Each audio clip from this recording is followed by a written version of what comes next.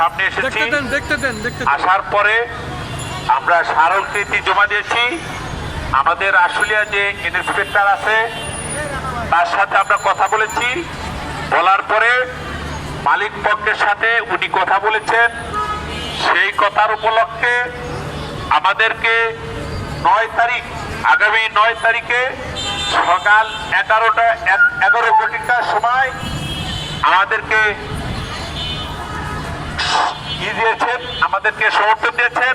আপনারা 11 তারিখে মিটিং, সকাল 11টায় আপনারা সবাই আসবেন। ইন্ডু শ্রমিক পক্ষ, মালিক পক্ষ, সরকার পক্ষ, শ্রমিক, আমরা সবাই থেকে আমরা সুন্দর একটা সমাধান দেব।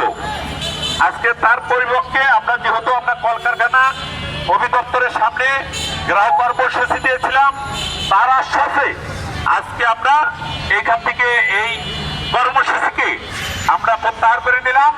আমরা আগামী 9 তারিখে আমরা এখানে আমরা চলে আসবো, সমাধান পাবো। তারা আমাদেরকে প্রতিশ্রুতি দিয়েছে 9 তারিখ সুন্দর একটা সমাধান দিবেন।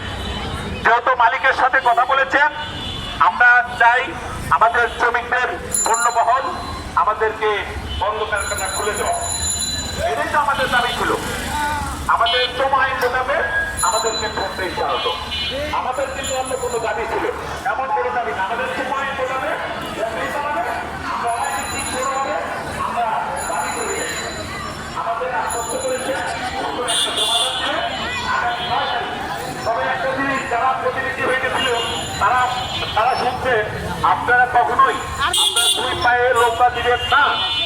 আপনাদের সুন্দর একটা সমাধান হবে।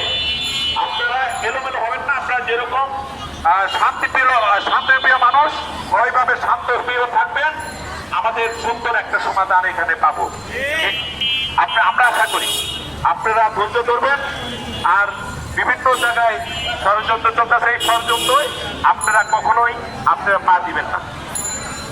আপনার এমন হতে পারে আগামীকাল খোলা দিয়েছে, অনেক বায়ুনের অনেকের ফ্যাক্টরির লোক উদ্যোগ আছেন।